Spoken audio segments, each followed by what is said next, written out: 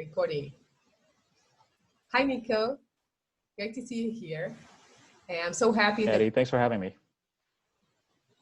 I'm so happy to see you here.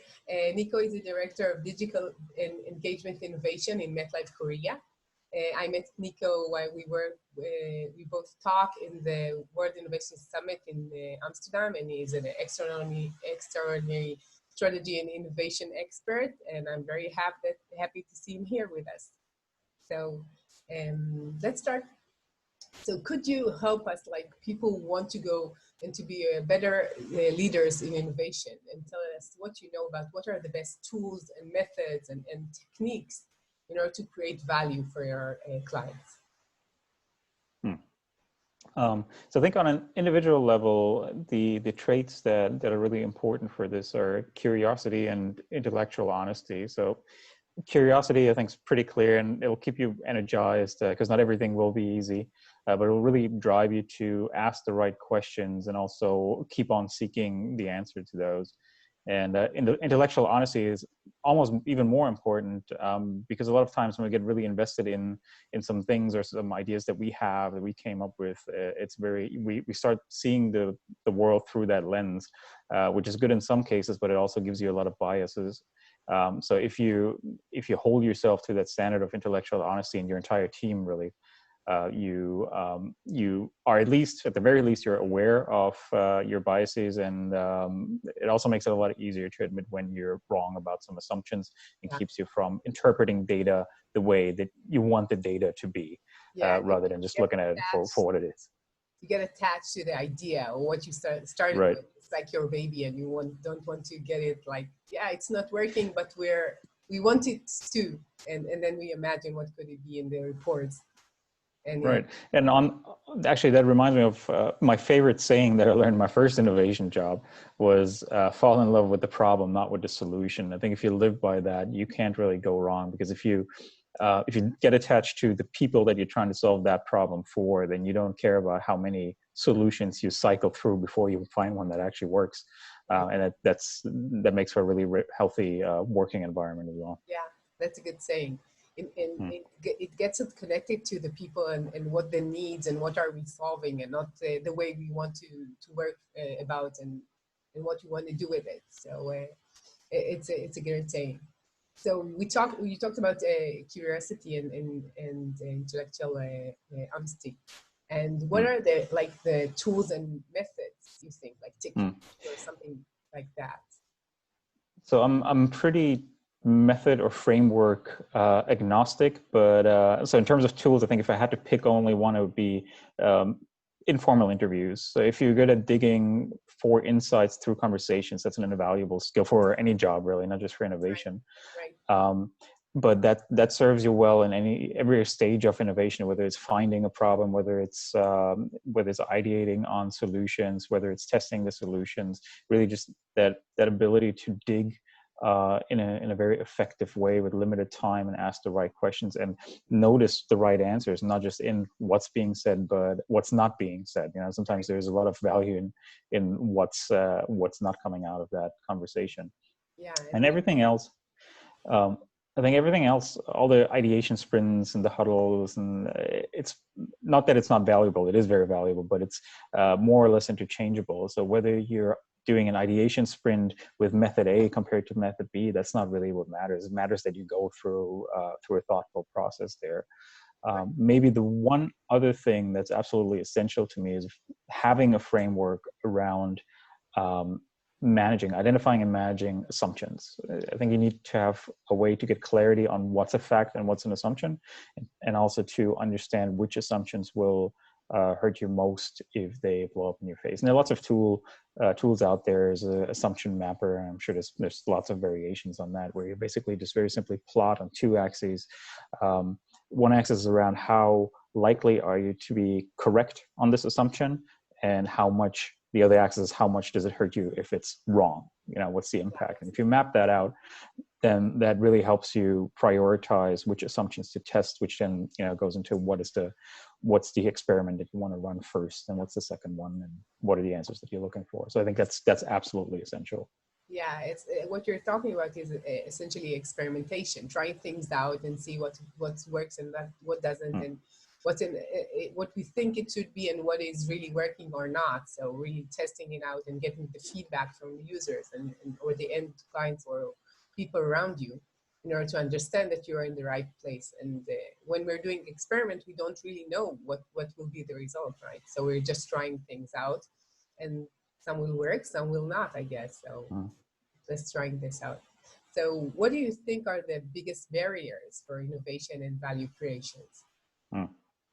So I might be tainted here because I work in insurance, which is a very risk averse industry. But I think what is a barrier in a lot of organizations, not just mine, is the willingness to take calculated risks, which is key. So different parts of an organization look at risks in a different way. If you're a legal department and you're looking at potential for getting sued or getting fined, whether it's by your regulator or another party. For your operations, you might have concerns about a lack of resources or the right allocation of your resources. IT might be worried about cost. The sales team doesn't want to cannibalize their income, and marketing doesn't want the brand to be diluted or tarnished in any way with any of the things that you're doing. So all these different parties have a different definition of what their risk is. They might not care about the risk of the gamble that you're trying to take. They're looking at this from a whole different lens. So these concerns usually they're legitimate to some extent, but the challenge is to get agreement on what the actual tangible risk is that you're taking with a specific exercise or specific task that you're working on, and then making a joint decision as to whether that's a risk worth taking based on what you're trying to learn or trying to accomplish. And that's that can be tricky, and that can hit you at any stage of innovating. You know, if you go into identifying a problem or testing, it could be you can't interview customers because they'll get annoyed, right? They'll get angry, and our NPS score will drop. You can't link out to this other service from this new app because people will think the service is provided by our company and it's not, and they will sue us if something goes wrong or stuff like that. Everybody has, in every step of the way, everybody has some concern, and it's about not taking the concern away, but really acknowledging that and mitigating to the extent that you have to, but also a lot of times challenging. So in the early days with my current role, I had a lot of conversations about what is the actual risk? What is likely to happen here, or what's the worst case? So you say this is a rule that we have to follow. What happens if we don't follow the rule? How big is the fine, basically, right? What's the real damage? Because if you cannot quantify the damage, and you cannot make a rational decision about whether you want to take that gamble or not. And to some extent, I guess that's also a bit of culture change. But yeah, just the risk-taking ability is the number one barrier. So how did you get the collaboration for all these like roles within the company? How did you make it happen? It really depends on the counterpart that you're dealing with. You know, some people you have to just take the box and say, look, we've looked at this, and this is what we think will happen, and this is what we're doing to mitigate this risk that you're talking about. With others, it's around data. So there's a concept in insurance that's called adverse selection. So that if you're insuring against a certain risk, that only the people that have an elevated risk there will buy your policy, and so therefore your overall risk is higher than the general population. Mm-hmm. And so let's take health for an example. So if you want to do something, you want to deal with people around health, and you're building a solution for them to help them manage their health. The fear then on an insurance side is that, okay, if we do that, then all the people that come in through that channel and buy insurance from us, they're going to have some health issues. So that's going to affect our bottom line. So we have to be very careful about this.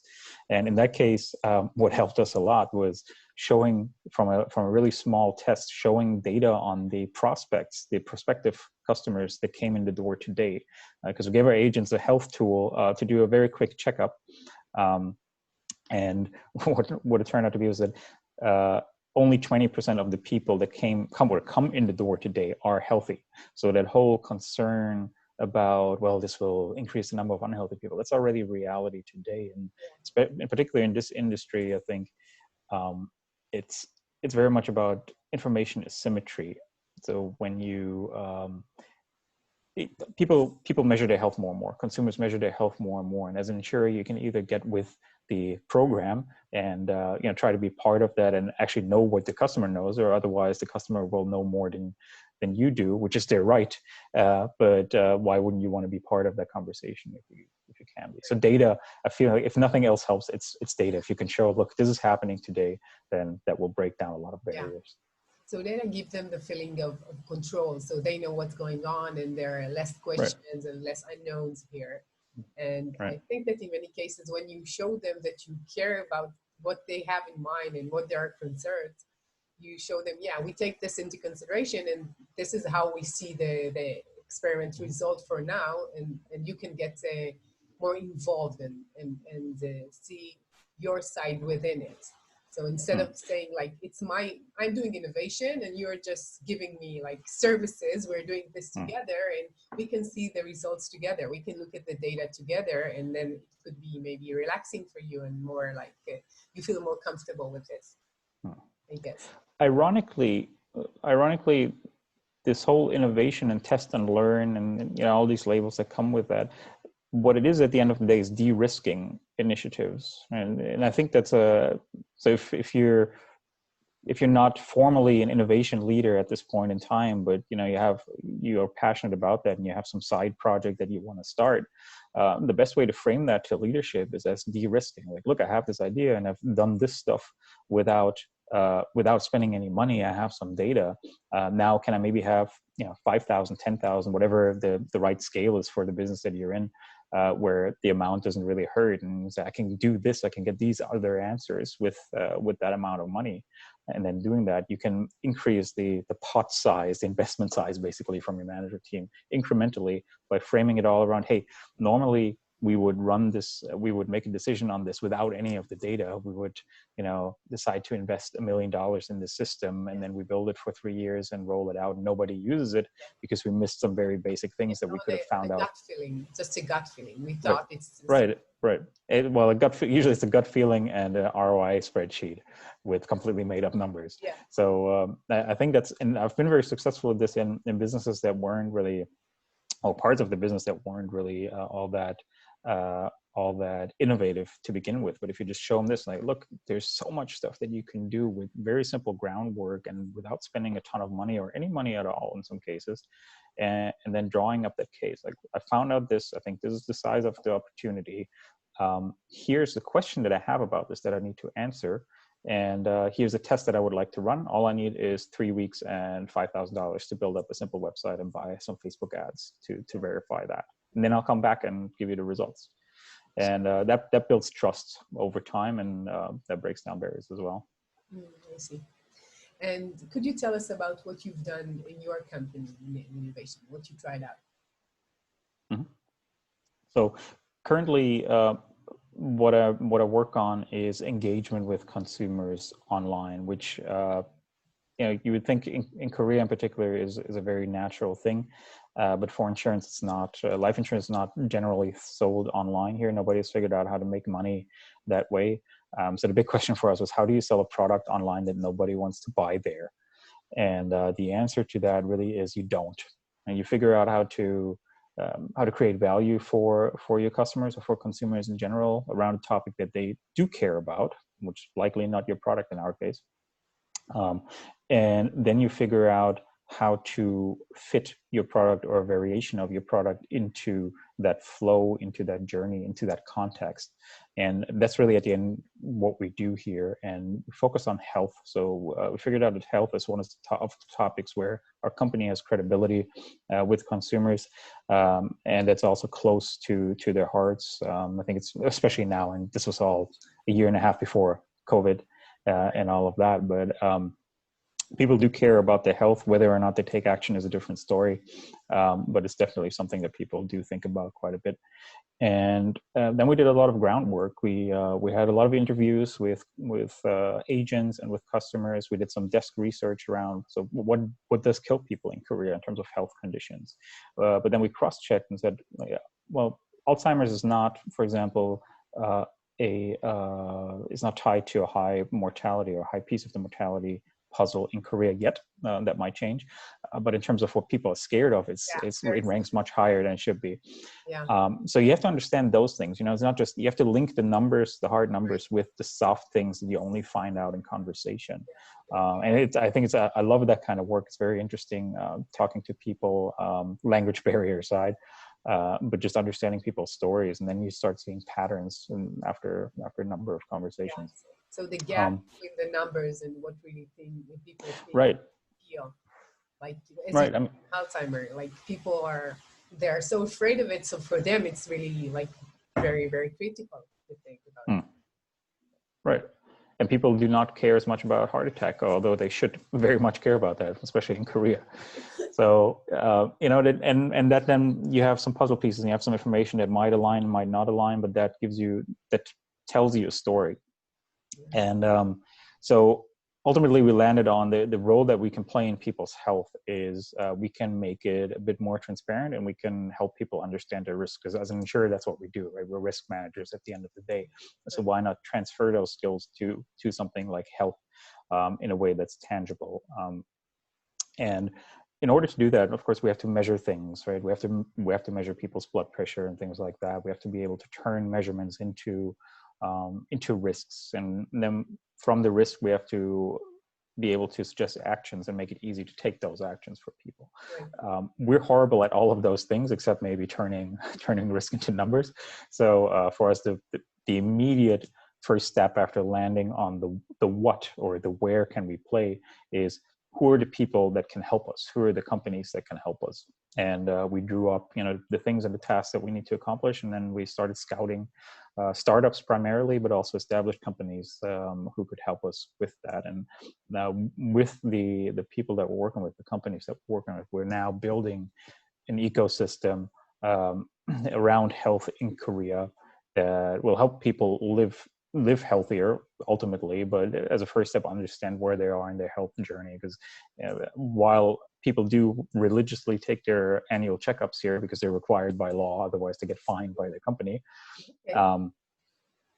And so we do have some data points, but that's once a year. But if you have, and this is what we learned talking to people who have hypertension, the hard part about hypertension, for example, is managing it day to day. You only get a doctor's appointment and a blood pressure reading every few months or maybe twice a year, unless you buy a cuff, which is expensive. If you an IoT, and it's an IoT. Sorry? What you buy? It's like something. There's some devices there.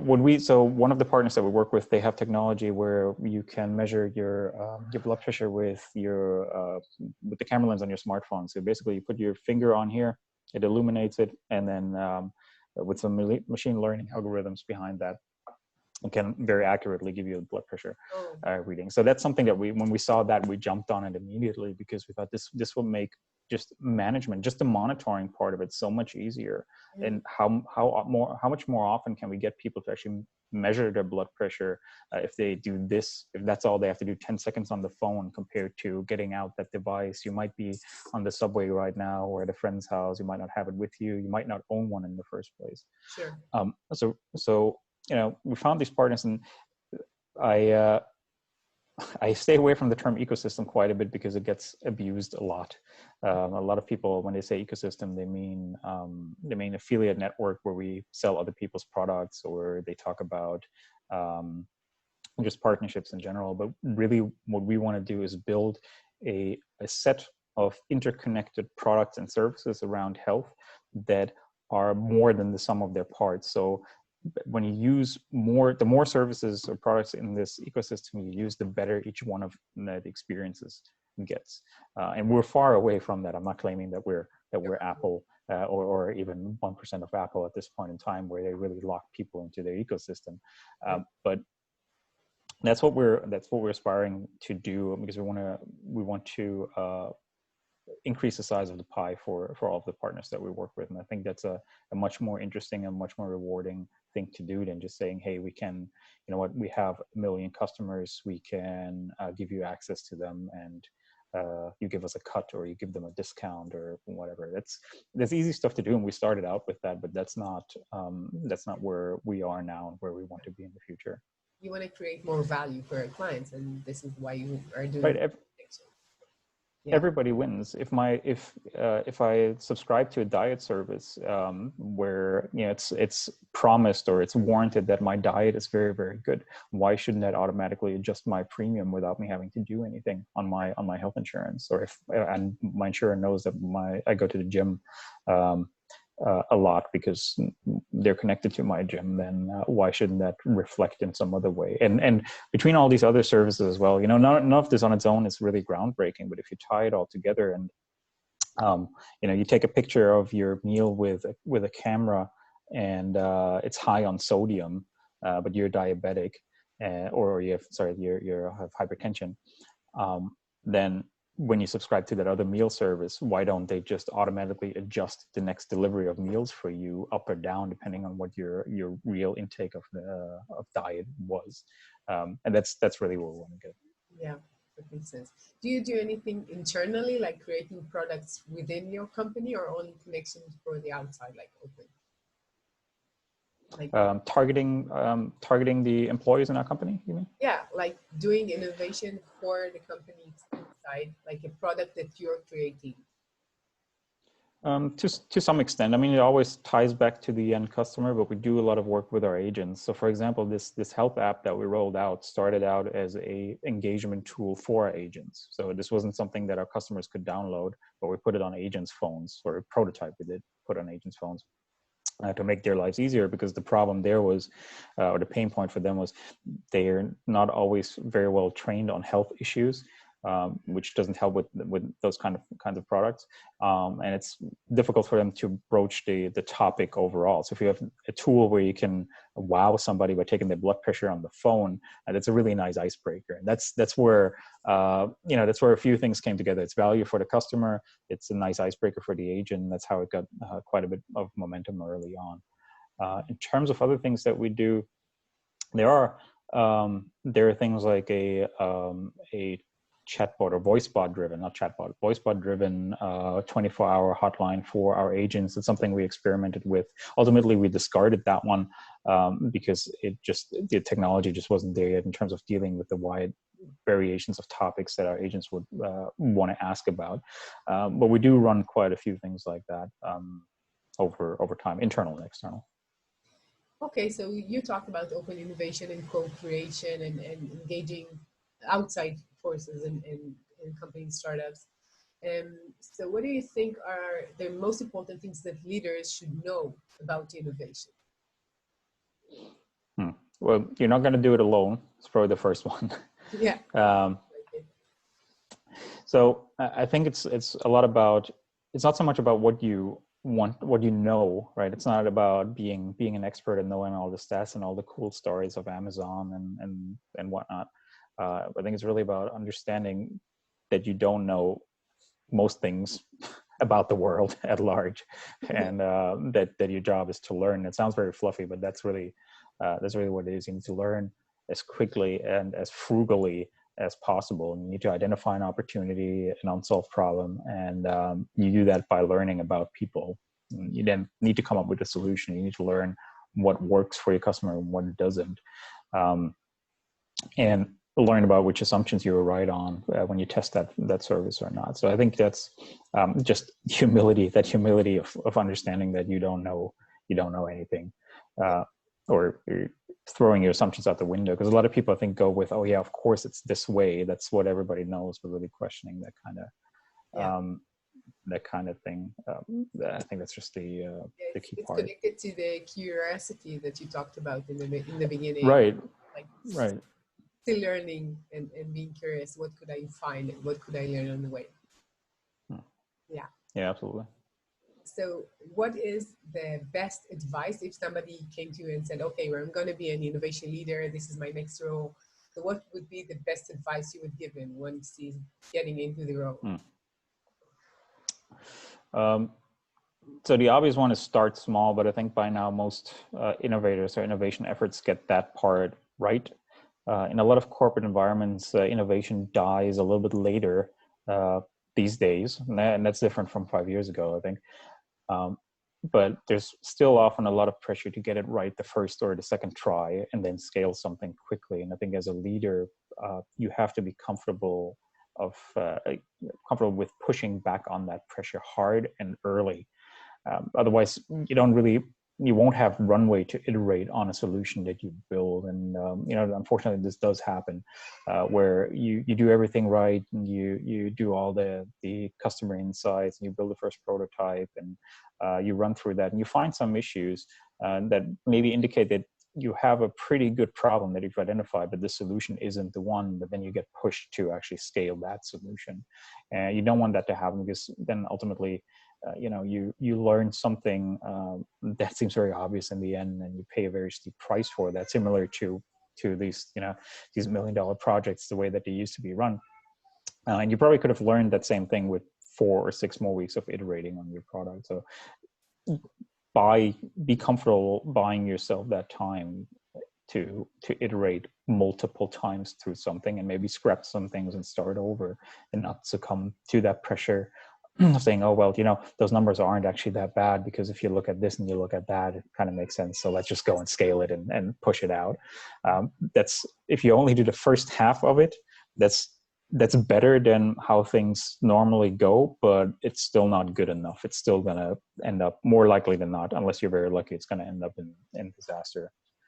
So I think innovators, or innovation leaders, need strong backbones to push back against this. Sure. So even the most innovative or the most flexible or nimble CEO, ultimately, when pressure rises, generally will fall back into their old patterns, right? They might understand everything about innovation and design thinking and all those things, and they might have told you all the right messages 6 months ago, but then it's very easy to fall back into old habits, and then all of a sudden it's, hey, let's roll this out.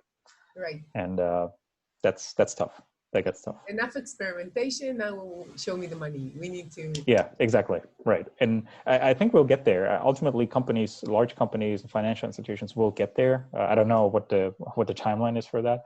But I think on this journey to becoming more innovative companies, we're probably 50% through that at this point. I think you're not that extraordinary in that. So you're saying that insurance and finance, maybe they are a bit later.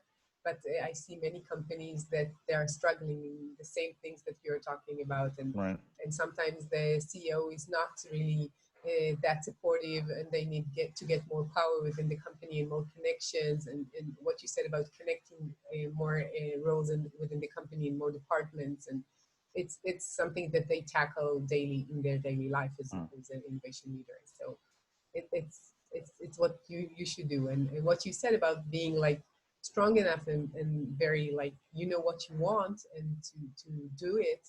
It's you need to know how to get to the people's heart and to get them involved in what you want to achieve, I guess. And right.